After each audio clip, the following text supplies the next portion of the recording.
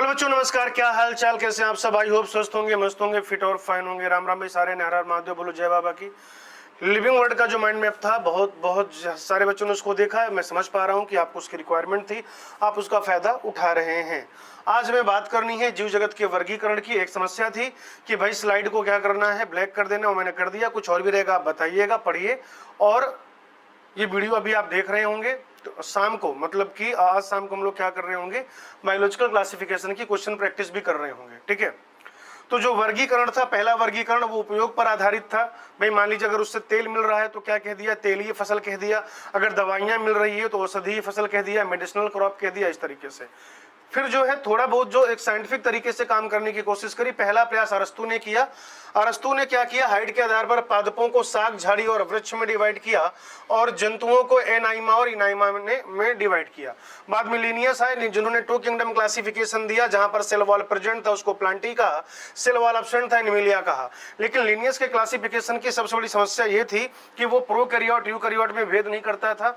एक कोशिकीय बहुकोशिकीय को एक साथ रखा उन्होंने, उसमें अंतर नहीं किया। प्रकाश संश्लेषी और अप्रकाश संश्लेषी को भी एक साथ रखा। ठीक है, अगर आप बात करते हैं फाइव किंगडम क्लासिफिकेशन की, तो 1969 में आर्च विटेकर ने दिया था। उन्होंने सारे जीवों को 5 किंगडम में डिवाइड किया, Monera, protista, fungi, Plantae, Animalia.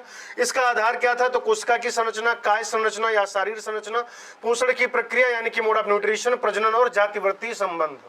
बाद में कार्ल वुज ने क्या किया, 16S RNA के अनुक्रम के आधार पर ये जो पूरे किंगडम थे इनको क्या किया, उसने 3 अनुक्षेत्र में डिवाइड किया। बेटा 3 डोमेन सिस्टम दिया।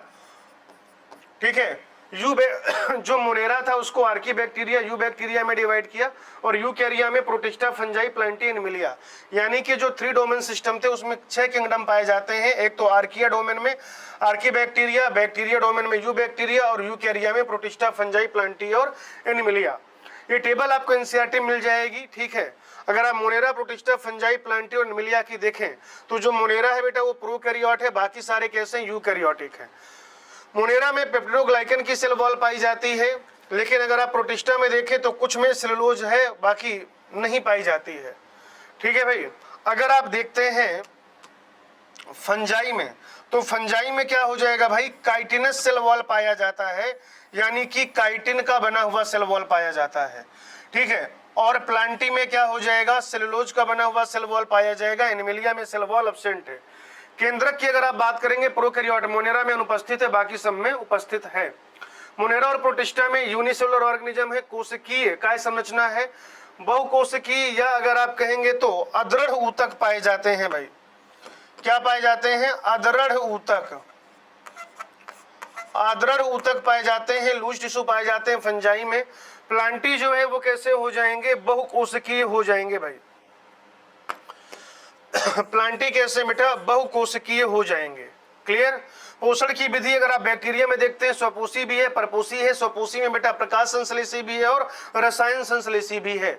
जबकि अगर आप बात करते हैं हेटेरोट्रॉफ में, तो मृतजीवी है, साथ ही साथ जो है ये सहजीवी संबंध भी बनाता है और आप देखेंगे कि परजीवी भी होता है। प्रोटिस्टा कुछ स्वपोषी है, कुछ परपोषी रहेंगे। फंजाई देखिए पूरी तरीके से परजीवी है, ये प्लांटी स्वपोषी होते हैं। और एनिमिलिया कैसा है, स्वपोषी होता है। क्लियर। द्विविखंडन या विभाजन, सेल डिवीजन होगा, मोनेरा में सेल डिवाइड हो जाएगी, रिप्रोडक्शन कहेंगे। युग्मक जनन और फिर उनका संलयन प्रोटिस्टा में। बाकी फंजाई, प्लांटी और एनिमिलिया में क्या हो रहा होगा, निषेचन हो रहा होगा। मोनेरा जगत की अगर आप बात करें, आप जानते हैं कि सारे जो प्रोकैरियोटिक ऑर्गेनिज्म है यूनिसेलुलर होते हैं। कौन से किंगडम में आते हैं, मोनेरा में आते हैं। इनकी संरचना काफी सरल होती है, जबकि ये व्यवहार में कैसे होते हैं, एनसीईआरटी लिखती है simple in structure, complex in behaviour. 4 मूलभूत इनकी आकृतियां होती हैं, शेप होते हैं। कॉकस यानी गोलाकार स्फेरिकल, यहाँ पर ये बीजाणु पाया जा रहा है, बैसिलस टाइप का बैक्टीरिया है ये। तो बैसिलस को छड़ाकार या दंडाकार कहेंगे, ये स्पाइरलम बैक्टीरिया हो जाएगा। स्पाइरल शेप या सर्पिलाकार होता है और कॉमा के जैसा हो जाएगा वाइब्रो। पोषण में मैंने आपको बताया स्वपोषी भी है, परपोषी भी है। स्वपोषी में ये प्रकाश संश्लेषी भी है और रसायन संश्लेषी भी है।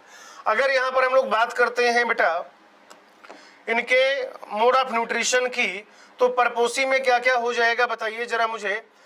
ये मृतजीवी हैं, ये परजीवी हैं और साथ ही साथ ये कैसे होते हैं बच्चों, सहजीवी होते हैं। आर्क बैक्टीरिया यानी कि आर्की बैक्टीरिया, ये बहुत ज्यादा कठिन वास स्थानों में पाए जाते हैं। आर्की बैक्टीरिया और यू बैक्टीरिया का जो सेल वॉल होता है डिफर करता है एक दूसरे से। ऐसे आर्कीबैक्टीरिया जो बहुत ज्यादा लवणीय क्षेत्रों में पाए जाते हैं उनको हेलोफिल्स कह दिया जाएगा। गर्म झरने वगैरह में पाए जाते हैं जहां पर क्या है, पीएच जो है, पीएच वो काफी कम है, यानी कि एसिडिक है माहौल और टेम्परेचर काफी ज्यादा है। थर्मोइजोफिल्स कहेंगे कच्छ क्षेत्र, कीचड़ वगैरह में पाए जाते हैं, मेथेन का फॉर्मेशन करते हैं, मेथेनोजन कह दिया जाएगा भाई। ठीक है। यू बैक्टीरिया की खास बात क्या है कि एक तो उनमें कठोर कोशिका भित्ति प्रेजेंट होती है, और अगर वो चलायमान है तो फिर क्या रहेगा बेटा, फ्लैजला रहेगा। क्या रहेगा बेटा, फ्लैजला, यानी कि कसाब वहां पर जो है उपस्थित रहेगा। साइनोबैक्टीरिया अर्थात नीलहरित की बात करें, स्पाइरुलिना जो होता है वो यूनिसेलुलर होता है, एनाबिना कॉलोनियल हो जाएगा, नॉस्टॉक ऑस्लोटोरिया कैसे हो जाएंगे, तंतुमयी हो जाएंगे। बेटा ये अलवण जलीय होते हैं, समुद्री जलीय होते हैं और स्थलीय होते हैं। जहां पर प्रदूषित जल है वहां पर ये जमा हो जाते हैं और ये फलते फूलते हैं बेटा। इनका फलना फूलना बहुत तेजी के साथ होता है, जिसको क्या कह दिया जाएगा, एल्गल ब्लूम कह दिया जाएगा। बहुत तेजी के साथ ये अपना नंबर बढ़ाते हैं। मैंने आपको बताया था क्लास में कि जो ब्लू गिन एल्गी है वो गाना गाता है, धूम मचा लो धूम मचा लो धूम, और ये धूम उन्हें किसमें मचानी होती है, ये धूम उन्हें अपने नंबर बढ़ाने मचानी होती है, रिप्रोडक्शन में मचानी होती है, एल्गल ब्लूम कहते हैं। फोटोसिंथेटिक पिगमेंट, एनसीईआरटी लिखती है कि हरित पादपों के जैसे क्लोरोफिल ए पाया जाएगा। ये यहाँ पर नॉस्टॉक बना हुआ है, इसमें श्लेष्मी आच्छादित है। ये एक सेल है जो थिक वॉल्ड होती है जिसको हेटेरोसिस्ट कहते हैं, और ये हेटेरोसिस्ट क्या है बेटा, नाइट्रोजन स्थिरीकरण में सहायक है। ये रहा नीट 2000 इनफैक्ट रीनीट 2026 के लिए एक सवाल। यहां से बेटा एक सवाल बन सकता है, एक मैचिंग टाइप का सवाल यहां से भी बन सकता है। आगे आ जाइए भाई। जो परपोषी बैक्टीरिया उनकी संख्या काफी ज्यादा होती है, अपघटक का कार्य करते हैं, ये दूध से दही बना देते हैं, एंटीबायोटिक का प्रोडक्शन होता है, और साथ ही साथ ये क्या करते हैं बेटा, नाइट्रोजन के स्थिरीकरण में भी सहायक होते हैं, अर्थात ये नाइट्रोजन का फिक्सेशन कराते हैं बच्चों। हैजा यानी कॉलरा वाइब्रो कॉलेरी से हो जाता है, साल्मोनेला टाइफी से टाइफाइड बीमारी होती है, क्लोस्ट्रीडियम टिटेनी से टिटनस नाम की बीमारी होती है, और जेंथोमोनास सिट्री, अगर आपको नहीं दिखाई दे रहा है तो मैं ठीक से लिख देता हूं, जेंथोमोनास सिट्री। ये जो जेंथोमोनास सिट्री है, ठीक है, पादपों में सिट्रस कैंकर नाम की बीमारी करता है। एनसीईआरटी ने बीमारियां लिखी हैं, ठीक है, हालांकि पूछे जाने के चांसेस कम है, लेकिन अगर बनेगा तो फिर मैचिंग टाइप का सवाल बनेगा, क्योंकि एनसीईआरटी ने इन बीमारियों का नाम जरूर लिखा है। ठीक है, बैक्टीरिया में प्रजनन या तो विखंडन से हो जाएगा, कोशिका विभाजन। विषम परिस्थितियों में इनमें इंडोस्पोर अंतः बीजाणु का निर्माण होता है, और एक दिशीय, ठीक है, यूनिडायरेक्शनल जीन ट्रांसफर भी इनमें देखने को मिलता है। माइकोप्लाज्मा की अगर आप बात करें, सेल वॉल नहीं पाया जाता, जो को आप प्लांट किंगडम कह देते हैं, सबसे छोटी जीवित कोशिका है, ऑक्सीजन के बिना भी जीवित रह सकता है, और ये प्राणियों और पादपों में कैसा है, पैथोजेनिक है बेटा, रोगजनक है। प्रोटिस्टा में सारे के सारे क्या आ जाते हैं बेटा, बताइए जरा मुझे। ठीक है, यूनिसेलुलर यूकैरियोटिक ऑर्गेनिज्म आ जाते हैं, और इसकी जो बाउंड्रीज हैं वो वेल डिफाइंड नहीं। एनसीईआरटी कहती है boundaries of this kingdom is not well defined. अगर नीट वाले दिन ऐसा लिख के आ जाए कि कौन सा किंगडम है, कौन सा जगत है जिसकी सीमाएं सुस्पष्ट रूप से परिभाषित नहीं है, सुस्पष्ट रूप से परिभाषित नहीं, तो आपका आंसर क्या हो जाएगा, प्रोटिस्टा। प्राइमरली एक्वेटिक होते हैं, इसमें क्या क्या आ जाएगा बेटा, क्राइसोफाइट आ जाएगा, डायनोफ्लैजलेट आ जाएगा, यूग्लिना आ जाएगा, अवपंक कवक आ जाएगा, प्रोटोजोआ आ जाएगा। इवन अगर आप देखें तो क्लोरेला आ जाएगा भाई, यूनिसेलुलर यूकैरियोटिक एल्गी। ठीक है, क्लोरेला के अलावा अगर आप देखें तो एसिटाबुलेरिया आ जाएगा भाई, एसिटाबुलेरिया आ जाएगा, ग्रीन एल्गी है लेकिन यूनिसेलुलर है। और साथ ही साथ अगर आप देखें तो क्लेमाइडोमोनास आ जाएगा भाई, क्लेमाइडोमोनास ग्रीन एल्गी होता है लेकिन यूनिसेलुलर है, तो किंगडम क्या हो जाएगा, प्रोटिस्टा हो जाएगा। प्रोटोजोआ में अमीबी प्रोटोजोआ है, कसाबी प्रोटोजोआ है, पचमाबी प्रोटोजोआ है, और साथ ही साथ क्या पाए जाते हैं बच्चों, इनमें जो है स्पोरोजोआ भी पाए जाते हैं, स्पोरोजोअन्स। चलिए यहां पर हमने क्या किया है, क्राइसोफाइट, डायनोफ्लैजलेट, यूग्लिना और अवपंक कवक की थोड़ा थोड़ा बात करने की कोशिश की है। ये जो अवपंक कवक होते हैं बेटा मृतपोषी होते हैं। कैसे होते हैं, मृतपोषी, सेप्रोफिटिक प्रोटिस्ट होते हैं। कैसे होते हैं बच्चों, सेप्रोफिटिक प्रोटिस्ट होते हैं, सड़ी गली टहनियों के साथ इधर से उधर जाते रहते हैं। इनमें सेल वॉल नहीं पाई जाती है। खास बात यह है कि स्पोर में सेल वॉल प्रेजेंट है। एनसीईआरटी ने लिखा हुआ है कि इनके स्पोर में सेल वॉल पाया जाता है। इनके स्पोर में क्या पाया जाता है बेटा, सेल वॉल पाया जाता है। यूग्लिना यूजुअली स्वच्छ और स्थिर जल में पाया जाता है, सेल वॉल नहीं पाया जाता। सेल वॉल के बजाय सबसे बाहर पेल्किल प्रेजेंट होता है, प्रोटीन रिच लेयर है, प्रकाश संश्लेषी होते हैं और साथ ही साथ अगर आप देखें तो ये परभक्षी होते हैं बेटा, प्रीडेटर का काम करते हैं। एनसीईआरटी लिखती है कि in the presence of sunlight, सूर्य के प्रकाश की उपस्थिति में ये कैसे होते हैं बेटा, प्रकाश संश्लेषी, और अगर सूर्य का प्रकाश नहीं है तो ये अपने छोटे जीवों का परभक्षण करते हैं। यूग्लिना के बारे में बात कर रहा है, इसलिए यूग्लिना को क्या कह दिया जाता है, पादप व जंतु के बीच संयोजक कड़ी। क्या कह दिया जाता है भाई, पादप व जंतु के मध्य, पादप व जंतु के मध्य संयोजक कड़ी। ठीक है, चलिए डायनोफ्लैजेलेट जैसे गोनियालेक्स है, ये मुख्यतः समुद्री और प्रकाश संश्लेषी होते हैं। सेलुलोज की बनी हुई सेल वॉल है, ऊपर ही बताया कि प्रकाश संश्लेषी होते हैं। चलायमान है बेटा, दो फ्लैजला पाए जाते हैं इनमें, डायनोफ्लैजेलेट। डायनोफ्लैजेलेट क्यों कहा जा रहा है इनको, क्योंकि इनमें दो फ्लैजला पाया जाता है, एक लंबवत होता है, दूसरा अनुप्रस्थ होता है, और ये विष का श्रवण भी करते हैं। क्राइसोफाइट में डाइटम्स और गोल्डन एल्गी यानी कि डेस्मिड्स आ जाएंगे, समुद्री व स्वच्छ जल में पाए जाते हैं।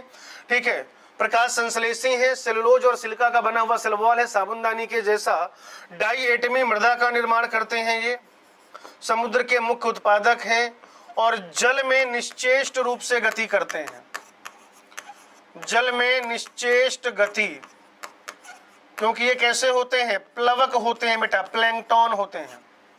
ठीक है, इनका सेल वॉल सिलिका की वजह से बहुत कठोर हो जाता है, आसानी से टूटता नहीं है, डाइटम मरते जाते हैं, समुद्र में इकट्ठे होते जाते हैं, डाइएटमी मृदा का निर्माण हो जाता है, डाइएटमी मृदा का बेटा। आगे आइए, प्रोटोजोआ में अगर हम लोग बात करें तो अमीबी प्रोटोजोआ, कसाभी प्रोटोजोआ, पचमाभी प्रोटोजोआ और स्पोरोजोआ। ठीक है, ये मेन क्लासिफिकेशन किया गया गमन अंगों के आधार पर। जो स्पोरोजोवन होते हैं उनमें गमन अंग ही नहीं पाए जाते, ठीक है ना, लोकोमोटरी स्ट्रक्चर नहीं पाया जा रहा है, लोकोमोटरी स्ट्रक्चर नहीं पाया जाता। साथ ही साथ ये अविकल्पी अंतःपरजीवी होते हैं। जो ज्यादा नोटोरियस है वो प्लाज्मोडियम हो जाएगा, और प्लाज्मोडियम से हमें कौन सी बीमारी होती है, मलेरिया नाम की बीमारी होती है बेटा। कौन सी बीमारी होती है, मलेरिया। पचमाभी प्रोटोजोआ जलीय है, सक्रिय रूप से गति करते हैं, और ये सक्रिय रूप से गति क्यों कर पाते हैं, क्योंकि हजारों की संख्या में सिलिया यहाँ पर प्रेजेंट है। उदाहरण में आप दिखेगा पैरामीशियम। कसाभी प्रोटोजोआ, यहाँ पर कसाब यानी कि फ्लैजला रहेगा, स्वच्छ जलीय और परजीवी भी हो सकते हैं बेटा। कैसे होते हैं ये, कसाब युक्त होते हैं मेरे भाई।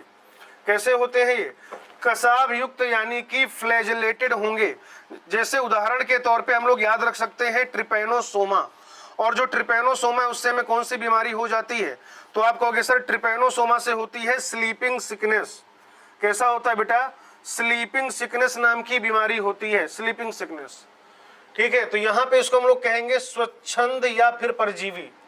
स्वच्छंद यानी कि फ्री लिविंग, स्वच्छंद यानी कि फ्री लिविंग, फ्री लिविंग या परजीवी हो सकते हैं, कसाब युक्त होते हैं। उदाहरण के तौर पर ट्रिपैनोसोमा, और ट्रिपैनोसोमा से क्या होता है, स्लीपिंग सिकनेस यानी कि निद्रालु व्याधि। अमीबी प्रोटोजोआ स्वच्छ जल है, समुद्री जल है, नम स्थान वहां पर पाए जाते हैं। इनमें कूटपाद पाया जाता है। कूटपाद से ये फॉल्स फीट से क्या करते हैं, चलने फिरने का काम करते हैं और शिकार भी करते हैं, इंपॉर्टेंट बात है। इनके जो क्या है बेटा, मैराइन फॉर्म है, समुद्री प्रकार है, उनकी सतह पर सिलिका पाया जाता है। और जो एंट अमीबा है वो कैसा है, परजीवी है। कैसा है बच्चों, वो परजीवी होता है, पैरासिटिक होता है। अगर हम फंजाई की बात करें, हवा, जल, मिट्टी, जंतु, पादप हर जगह पाए जाते हैं। ये बहुकोशिकीय भी होते हैं, और कैसे होते हैं बेटा, ठीक है, बहुकोशिकीय के साथ साथ एक कोशिकीय होते हैं, जैसे कि ईस्ट।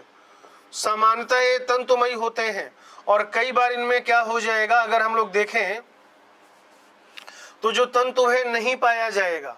ठीक है, फिलामेंट नहीं पाया जाएगा। कभी कभी ये नॉन फिलामेंटस भी होते हैं। तो नॉन फिलामेंटस का उदाहरण क्या हो जाएगा, नॉन फिलामेंटस का उदाहरण हो जाएगा ईस्ट। भाई आप जानते हैं फंजाई जो है तंतुओं का बना होता है, और वो जो तंतु है वो मिलके क्या करते हैं, माइसेलियम यानी कि कवक जाल बनाते हैं। लेकिन ईस्ट में बेटा हाइफा या तंतु नहीं पाया जाता। ये मृतपोषी होते हैं, परजीवी होते हैं, सहजीवी संबंध भी प्रदर्शित करते हैं, जैसे कि लाइकेन और कवक मूल में इनका जो कोशिका भित्ति है वो काइटिन का बना होता है। कायिक जनन जो है खंडन से होगा, विखंडन से होगा, और मुकुलन अर्थात बडिंग से होगा। अलैंगिक जनन के लिए इनमें कोनिडिया पाए जाते हैं, धानी बीजाणु पाए जाते हैं, चल बीजाणु पाए जाते हैं, और धानी बीजाणु में ही एक प्रकार होता है अचल बीजाणु का। तो यहाँ पर बच्चों अचल बीजाणु भी पाए जाते हैं। लैंगिक जनन के लिए इनमें विभिन्न विभिन्न प्रकार के स्पोर हैं, जैसे कि ऊ स्पोर है, एस्को स्पोर है, बेसिडो स्पोर है। और ये रहा बेटा रीनीट 2026 का एक सवाल। मुझे उम्मीद है कि यहां से एक सवाल बनना चाहिए और मैं एनटीए के लोगों से दरख्वास्त कर रहा हूं, भैया मैं आज ही ये बात बता रहा हूं, अभी तो आपने खुद भी पेपर नहीं छापा होगा, अभी तो आपने खुद ने भी ये पेपर नहीं छापा होगा, बस ये मेरा गेस है, ये प्रेडिक्शन है कि इस तरीके का सवाल बन सकता है। पता चले नीट के बाद हम ही को उठा लो, नहीं, ठीक है ना। लैंगिक जनन के 3 स्टेप होते हैं फंजाई में, प्लाज्मोगैमी, कैरियोगैमी और मियोसिस। पहले साइटोप्लाज्म फ्यूज होगा, प्लाज्मोगैमी कहेंगे, फिर न्यूक्लियस का फ्यूजन होगा, केंद्रक का संलयन होगा, कैरियोगैमी कहेंगे। फाइकोमाइसिटीज में तुरंत कैरियोगैमी हो जाती है, जबकि एस्कोमाइसिटीज और बेसिडियोमाइसिटीज में आपको एक द्विकेंद्र की अवस्था देखने को मिलती है, यानी वहां पर इमीडिएट कैरियोगैमी नहीं होती। फिर मियोसिस होगा और स्पोर का फॉर्मेशन होगा। वर्गीकरण का जो मुख्य आधार है वो है कवक जाल की आकार की, यानी कि कवक जाल पटीय है या फिर अपटीय है, तथा बीजाणु और इनमें फ्रूटिंग बॉडी का फॉर्मेशन कैसे होता है, बीजाणु का निर्माण कैसे होता है, फलन काय का निर्माण कैसे होता है, ये इसमें बेटा मुख्य क्राइटेरिया है। चलिए फाइकोमाइसिटीज की बात करेंगे, फिर हमें एस्कोमाइसिटीज के बारे में पढ़ना रहेगा, देन बेसिडियोमाइसिटीज और आखिरी में इम्परफेक्ट फंजाई। ठीक है, और ये जो इम्परफेक्ट फंजाई इसको क्या कह दिया जाएगा, ड्यूटेरोमाइसिटीज। क्या कह दिया जाएगा भाई, ड्यूटेरोमाइसिटीज कह दिया जाएगा। फाइकोमाइसिटीज जलीय आवास, सड़ी गली लकड़ी, इसके अलावा नम और सीलन भरे स्थानों में पाया जाता है। पौधों पर ये अविकल्पी परजीवी होता है। आप देख रहे हैं इनका जो कवक जाल है बीच में कोई पट नहीं है, सेप्टा नहीं है, तो ये अपटीय होते हैं। और कैसे होते हैं बेटा, बहुकेंद्र की होते हैं। कैसे होते हैं बच्चों, अपटीय तथा बहुकेंद्र की। इनमें जो बीजाणु हैं अगर आप देखिए यहाँ पर, तो अंतर्जात रूप से, क्योंकि इनमें यूजुअली क्या पाया जाता है, धानी बीजाणु, ठीक है ना, धानी बीजाणु पाया जा रहा है। अब या तो वो चल होगा या फिर अचल होगा, तो ये अंतर्जात रूप से बन रहे हैं। युग्मक संलयन के परिणाम स्वरूप क्या बनता है, यहाँ पर अगर आप देखें जाइगोस्पोर यानी कि युग्माणु बनता है, जिसको हम लोग क्या कहेंगे, जाइगोस्पोर कहेंगे। उदाहरण के तौर पर एल्बुगो है जो कि सरसों पर परजीवी होता है, म्यूकर है, और राइजोपस है जिसे हम क्या कहते हैं, रोटी का कवक। फिर बच्चों एस्कोमाइसिटीज है कैन, ये राम कैन पुआ कैट, मैंने आपको एग्जाम्पल याद कराए थे, जो बच्चे क्लास में मुझसे पढ़े होंगे उन्हें याद आ रहा होगा कि राम कैन पुआ कैट, ये एग्जाम्पल याद कराया था भाई। एस्कोमाइसिटीज जिसको सैक फंजाई भी कहते हैं, थैली फंजाई या क्या कह दिया जाएगा बेटा, सैक फंजाई कह दिया जाएगा। ईस्ट जो है यूनिसेलुलर है, बाकी के एस्कोमाइसिटीज मल्टीसेलुलर होते हैं।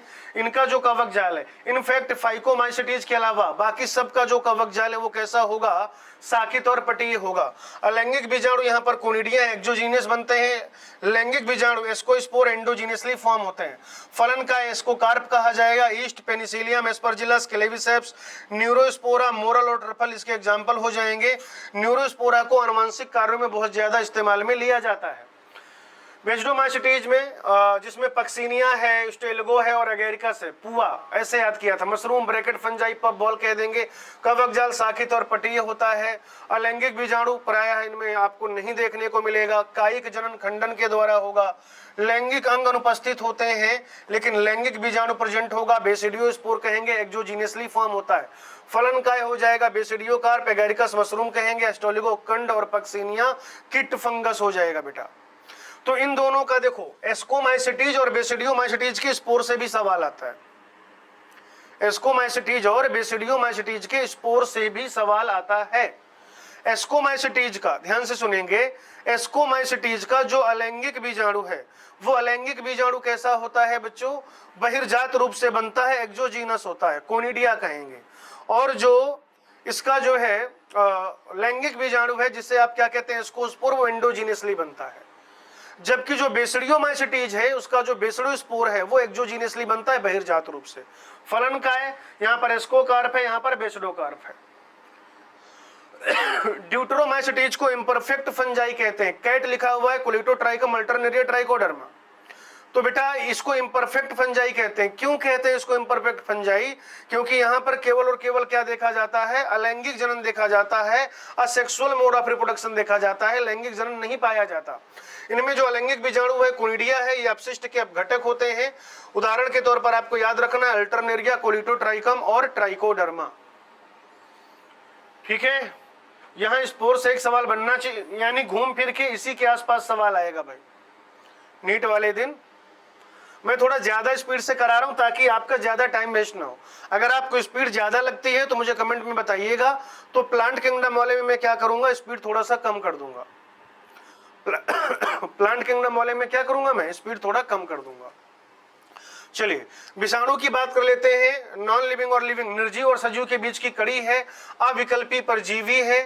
ठीक है, ये तभी जीवित है जब किसी होस्ट के अंदर है। अगर ये किसी जीव या सेल के बाहर है तो ये कैसा होता है, इनर्ट होता है। तो जीव या कोशिका के बाहर कैसा है, इनर्ट है बेटा, पूरी तरीके से निष्क्रिय, अविकल्पी, इनफैक्ट अविकल्पी अंतः परजीवी होता है। वायरस जो है उसमें प्रोटीन कोट पाया जाएगा और न्यूक्लिक अम्ल पाया जाएगा। जो संक्रामक पदार्थ है इनमें वही न्यूक्लिक अम्ल होता है, यानी प्रोटीन के अलावा या तो डीएनए पाया जाएगा या फिर आरएनए पाया जाएगा। डीजे मॉन्स्की ने 1892 में टीएमबी डिस्कवर किया था और ये बताया कि वायरस जो है वो बैक्टीरिया से छोटा होता है। बीजरनिक ने 1898 में इसको देखा, एक ऐसा प्लांट जो कैसा था, इन्फेक्टेड था, उस प्लांट का कुछ तरल लिया, उसको दूसरे प्लांट में डाला तो क्या देखा गया कि जो हेल्दी प्लांट था वो भी इन्फेक्ट हो गया। तो उन्होंने इसको कहा संक्रामक जीवित तरल। ठीक है भाई, कंटाजियम बाइवम फ्लूडम, और क्या नाम दिया, वायरस नाम दिया। डब्ल्यूएम स्टैनले ने 1935 में क्रिस्टलीकरण किया था और क्या देखा कि वायरस के जो क्रिस्टल हैं वो मुख्यतः किसके बने हुए हैं बेटा, प्रोटीन के बने हुए हैं। जो वायरस प्लांट को इन्फेक्ट करते हैं उनमें यूजुअली सिंगल स्टैंडर्ड आरएनए। यहां से एक मैचिंग टाइप का सवाल आपको देखने को मिल सकता है, यहां से बेटा आपको एक मैचिंग टाइप का सवाल देखने को मिल सकता है। तो जो प्लांट वायरस है उसमें सिंगल स्टैंडर्ड आरएनए पाया जाएगा, एनिमल वायरस में single standard RNA, double standard RNA या फिर डबल स्टैंडर्ड डीएनए हो सकता है। जो जीवाणुभोजी होते हैं यानी कि बैक्टीरियोफेज, ऐसे वायरस जो बैक्टीरिया को इन्फेक्ट करते हैं, उन वायरसेज में क्या हो जाएगा बेटा, आपको डबल स्टैंडर्ड डीएनए देखने को मिलेगा। वायरॉइड को टीओ डीनर ने 1971 में डिस्कवर किया था। इससे जो है इनमें क्या हो बेटा, प्रोटीन एब्सेंट होता है, केवल free low molecular weight RNA होता है। पोटैटो स्पिंडल ट्यूबर डिजीज, अगर यहां पर हम लोग देखें तो क्या हो जाएगा इससे, पोटैटो स्पिंडल ट्यूबर डिजीज,